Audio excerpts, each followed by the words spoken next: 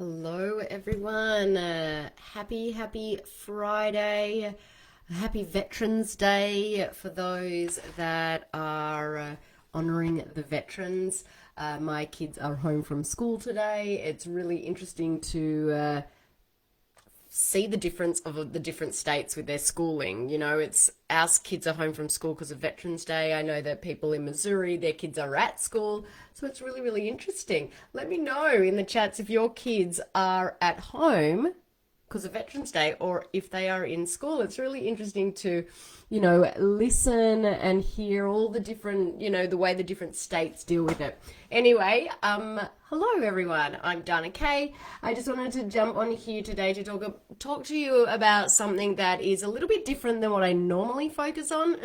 Normally, as you know, if you followed me for a very long time, I talk a lot about how food and natural strategies can support children with ADHD. And food is definitely a huge factor in helping our children become their best selves. But the reality is, food isn't the only thing that affects our health and our well-being.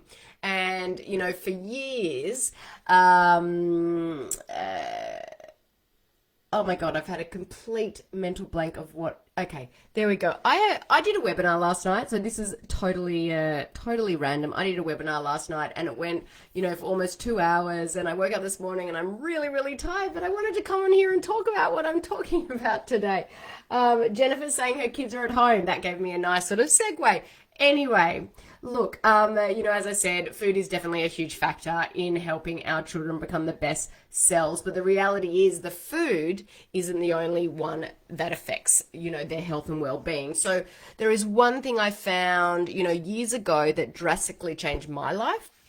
And, that's what I really wanted to share with you guys today. But before we do that, I just want to hear from you as well. I know that we've got Jennifer saying her kids are at home. Where are you tuning in from, Jennifer? Where's everyone tuning in from? It was funny last night in my webinar. That's the first thing that I ask everyone. And we had so many people from South Carolina and Ohio on last night's webinar. There were over 100 people, and it was just, there was like this big, people from Ohio and South Carolina. So where are you guys tuning in from? So let's dig in. Anyway, all of the parents I work with struggle, as I used to do. They're tired, they're stressed. I'm tired today. Many of them feel like failures because they can't get their kids to behave better. And these parents feel defeated because nothing they have tried has worked. They're embarrassed and they feel judged because of the ways that their children behave in public or at family gatherings. And I know that I used to feel that way all the time. And I wonder if for those listening out there, have you ever felt like this? Like nothing you do makes any difference whatsoever. Like there is no bright side to your child's behavior struggles.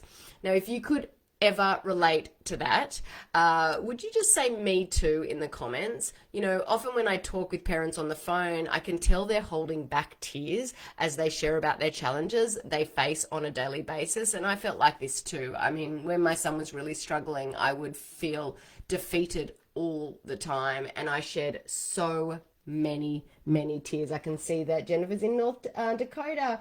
Kids are super hyper today. They sleep in when they have school, but they're bright up and now. Oh, exactly the same for my kids. Today they were both up at 6:40.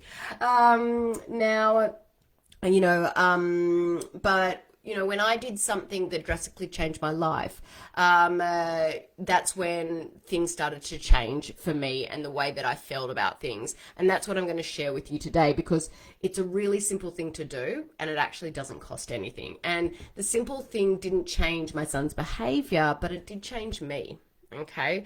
The way that we approach this scenario has a big impact on our whole life. And so what I'm talking about is actually gratitude journaling. And I began to write down a few things each day that I was thankful for. And the more I did, the more I realized my attitude was changing.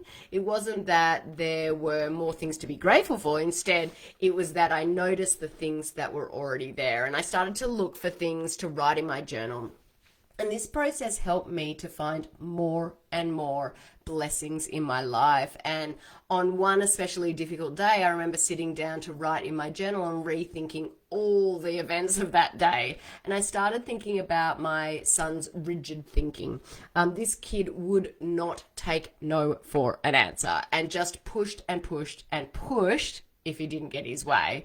And as I reflected on this challenge from a place of gratitude, I realized that this rigid thinking, this strong-willed behavior, is also a blessing. My son is persistent. So I had a choice that day.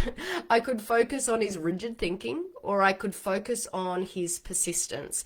It was the same character quality, but a really different way of looking at it. And practicing gratitude on a daily basis helped me change my perspective. It helped me think things like, my child isn't where I want him to be yet, but we are further along in this journey today than we were yesterday. Gratitude doesn't always change your circumstances, but it does change the way that you view them.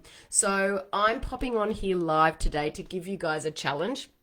You know, if you're tuning in from the US, you know that Thanksgiving is coming up just around the corner, the day when many of us are intentional about focusing on things we are grateful for. And I want to challenge each of you to start a gratitude journal today, to use it every day, jotting down just a few daily things that you're grateful for. So guys, if you are in, type I'm in the comments, because I want to see that everyone is in. I can see that we've got people from New York. Yeah, it's a roller coaster, lots of highs and lows, definitely, Sarah. Laura's saying, I love this. Yes, I love it too, because it literally changed my attitude. It changed my approach.